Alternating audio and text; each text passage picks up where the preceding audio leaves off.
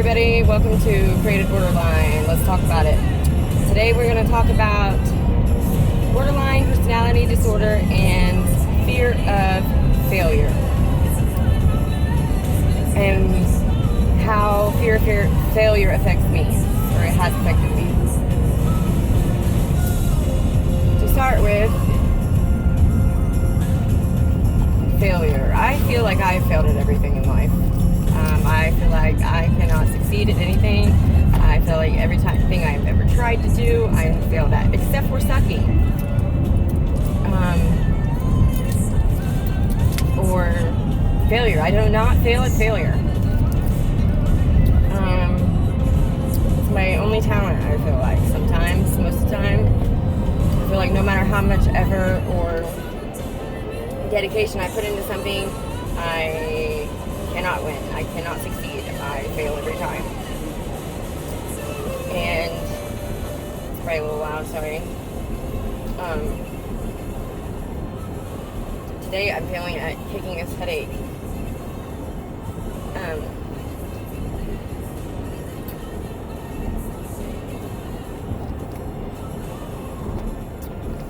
I really feel like I just literally fail at everything. There's the saying, you can't lose for winning, or you can't win for losing. I can't do either one of them. I can't win for losing or lose for winning. So that is failure has been a big thing that has affected my life, and it's only been recently that I realized I give up too easy. So I guess you could say I give up before I even give myself a chance to succeed, because the first sign of failure, I bolt on whatever it is I'm doing, or I just don't do it. Which is not good either. So something I have been doing and forcing myself to do over and over and over again is to follow through with things. Just like this podcast, for instance, or the YouTube channel, for instance, I have almost given that up so many times, but I have not allowed myself. I've taken a break. I've come back. I have realized that pushing myself to do what I wanted to do was to do an episode every day, 5 days a week, have it in at a certain time, every day. And I realized with my life and the unpredictability of what is going on in my life that day, it is impossible for me to do that. Even if I set myself up on a schedule, I realize the schedule is pointless because getting it mapped out the way I set it up never works out. So planning is not ideal for me and staying on top of things, or having set schedules. There we go.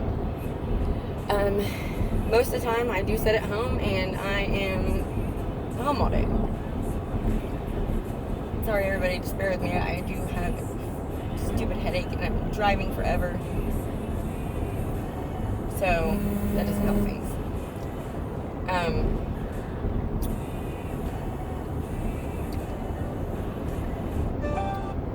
New text message from +1 77522253896. Sorry about that. I have no idea. It's a weird number. So giving myself realistic goals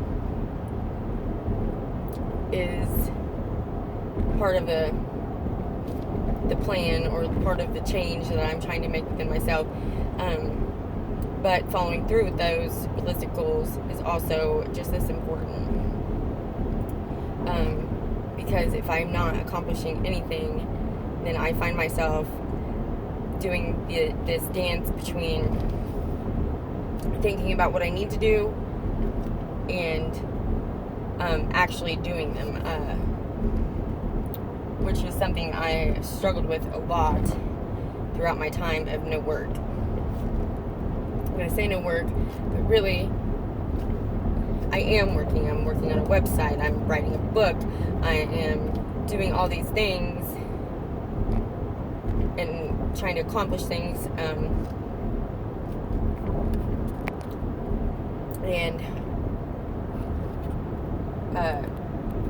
That is work, and it's not necessarily a 9-to-5 job, but it is, or physical labor, but it is definitely mentally exhausting to sit and think and do all day and learn. I am learning everything on my own. Building my website on my own. I'm doing everything just by learning myself. The YouTube thing, I trying to learn the YouTube, the website, and the podcasting thing all in one group there at a time, I guess you could say. That is very, very, very exhausting, to say the least.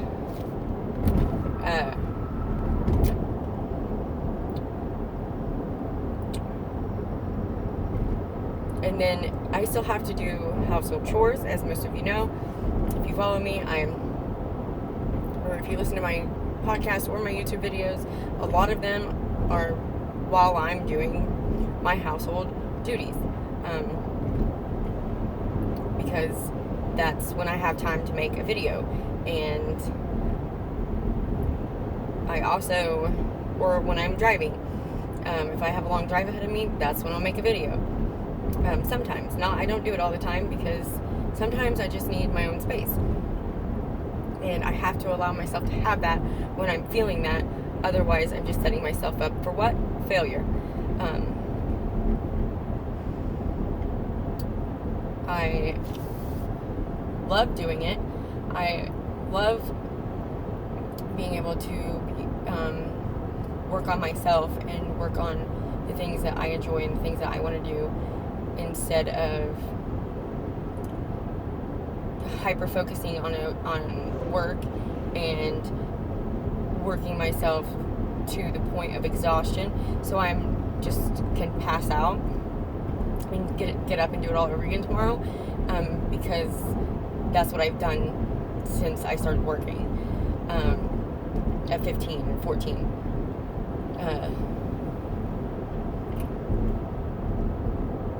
That felt good, though. That felt good. That's how I dealt with everything, is I was a workaholic. And yes, that is an actual thing.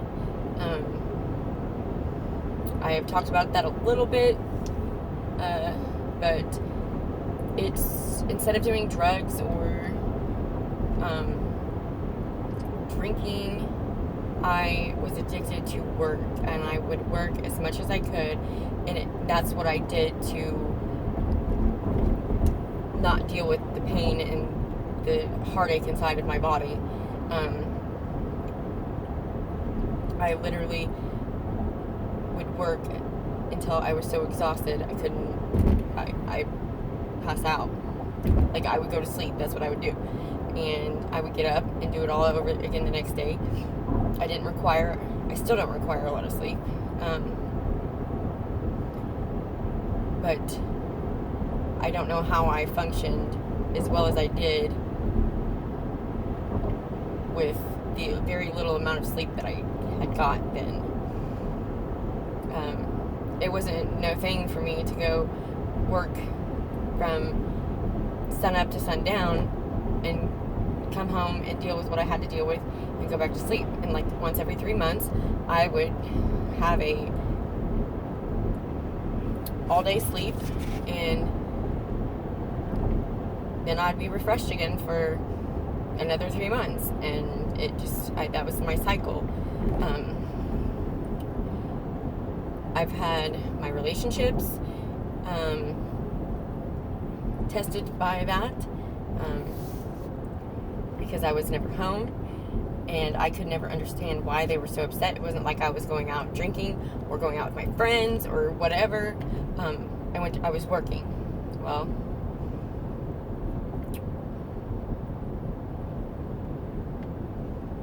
I guess I still don't really understand that to the point where I can feel for them, I guess. But I get that not being home ever and not spending any time together could cause an issue. But I'm still very selfish on that fact, because I still very strongly feel like I'm out making money so you have money. Like, not every relationship was like that, but some of them were. And by all means, I've never been nobody's sugar mama. But as much as I worked, I should have been more appreciated for doing that. I missed out on things that I wanted to do, things I should have been able to do, and man, just sitting here thinking about those things throws me through. Man, why did you do that shit? For somebody you're not even with now, you know? I guess some of those things, I probably wouldn't have a kid. One of my children, I probably wouldn't have one of my daughters if I could have a magic wand and go back in time and change that or something. So obviously I don't want to do that. But there is no magic wand anyway, and I just feel like they should, like, I feel like as hard as I worked and all the things that I did have to bring to the table should have been more appreciated, and they just weren't ever. But at the same time, I do understand that never being home can put strain in a relationship. And at one point in time, like, affectionate, I wasn't really that affectionate, and I really didn't care to be. But as I grew older, that is something that I wanted more and more and more of. And now, maybe that's because I'm home, and or maybe it's just because that is what I needed. But I don't really know. It's kind of going off task there.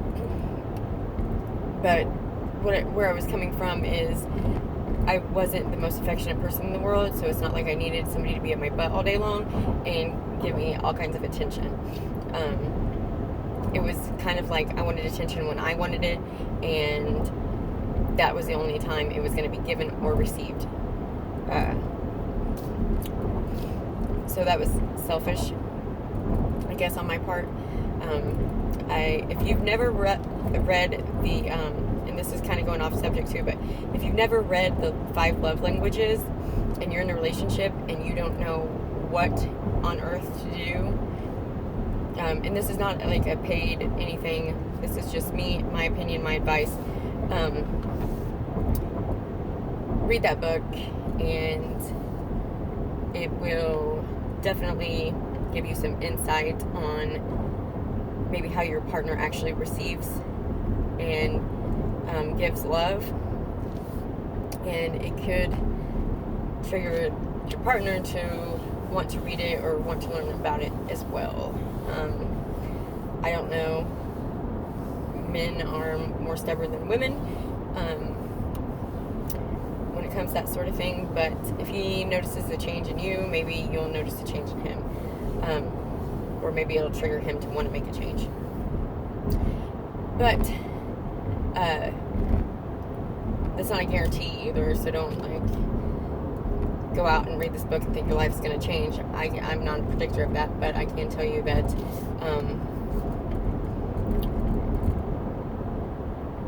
it opened my eyes to my selfishness and the things that I messed up in my relationships and the things that I didn't consider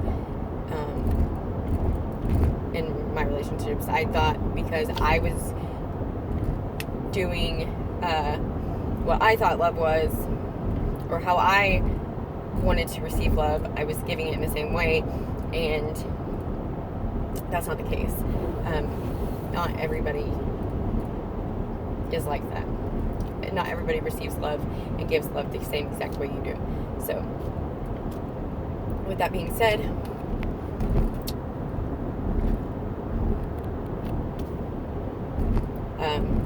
moving back on to topic.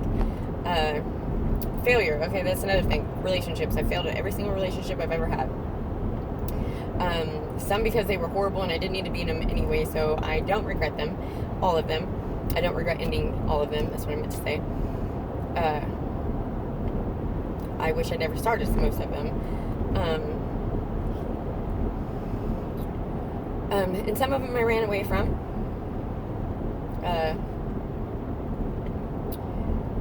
And I'm not counting relationships that started before my first child.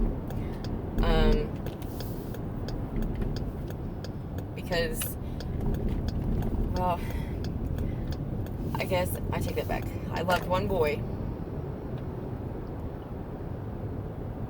before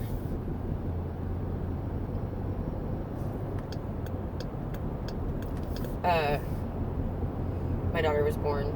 He was the only person I think that ever understood me, and he's no longer with us. So, give me just a second to clear some files because I'm running out of space. So I'm hoping that it'll still stay recording for us.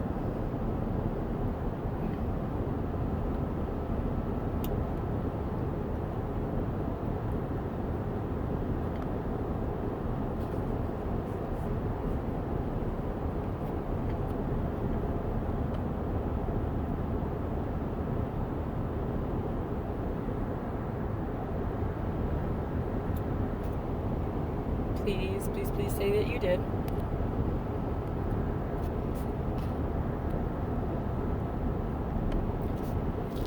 Sweet. Okay. So, back to what I was saying.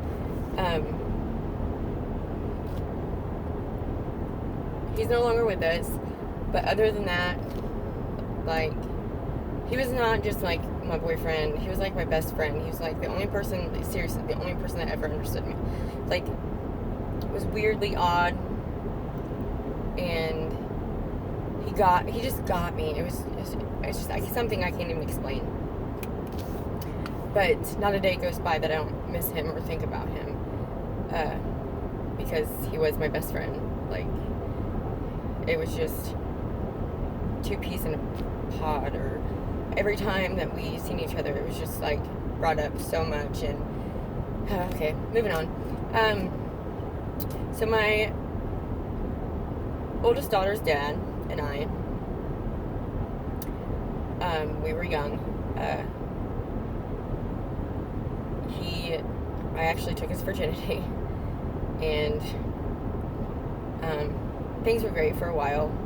But we were, like I said, we were young. I was 16, almost 17. He was 15.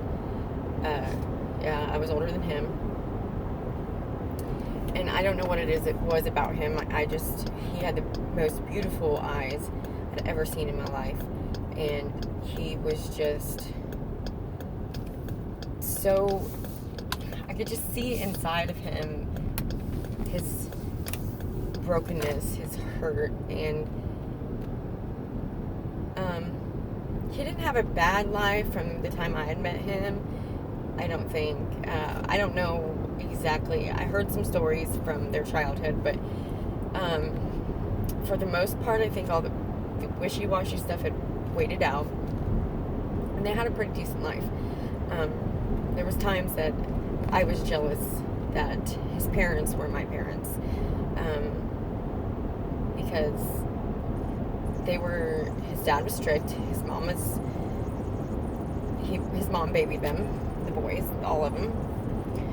But his dad was strict, and there was times that I just wish I'd had those rules. And this is going to have to go into another episode because we're already like long time.